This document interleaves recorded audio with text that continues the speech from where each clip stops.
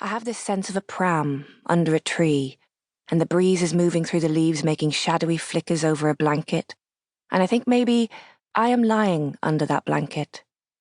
I can close my eyes and be in this moment, but I am afraid to do it. I have a sense of the young woman that was her, moving around near me, under the tree, getting something for me. There is music somewhere. The neighborhood we lived in was noisy and full of people from everywhere. People who had nothing much except those lovely streets of crumbling Victorian terraces near a park. I never went to that part of the city anymore. I didn't need to. I'd risen above it, and so in my mind, it was wrapped up in the past, with being just the two of us, as it was throughout those days.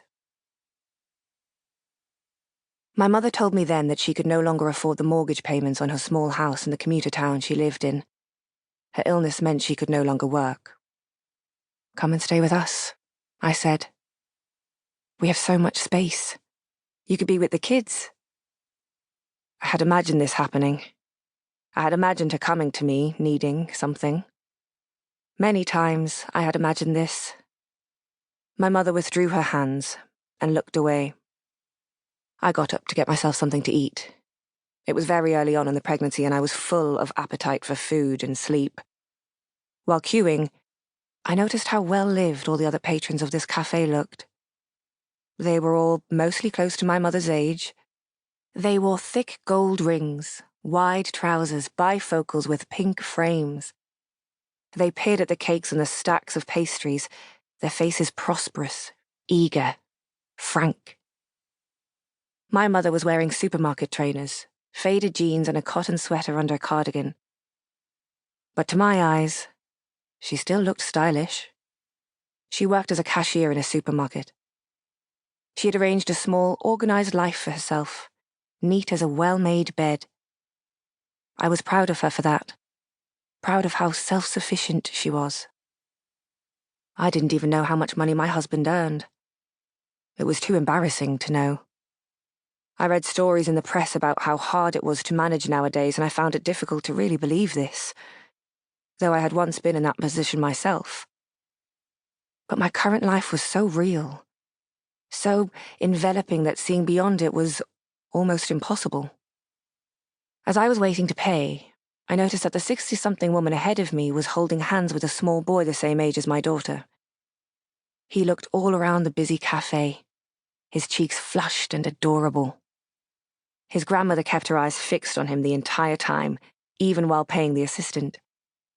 He put his small hand absent-mindedly on her leg, and I saw her thin face register his touch. Back at the table, I said to my mother, "Why don't you come over for a bit at least? The kids would love to see you." This was not really true. The kids already had a devoted set of grandparents who lived locally and who showered them with attention and love. Another grandma would have been nice, but in the way another book on their well-stocked bookshelves would have been nice. "The kids ask about you all the time," I said. "They wonder why I don't have a mummy, why I don't have a family." I laughed. "It's a good question, isn't it?" "Another baby," my mother said. "I suppose it's only the rich who can afford to have big families nowadays." 3 is hardly big, I said, but she was right.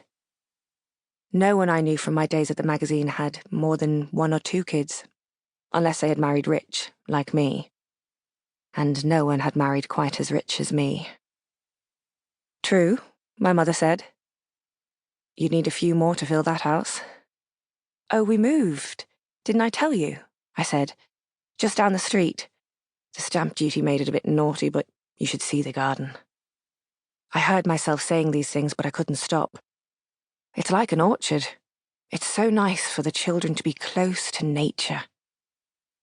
I spoke those last words slowly, feeling them puncture any chance of anything. My mother's lips were tight and pale. "Anyway," I said, "let me know how much.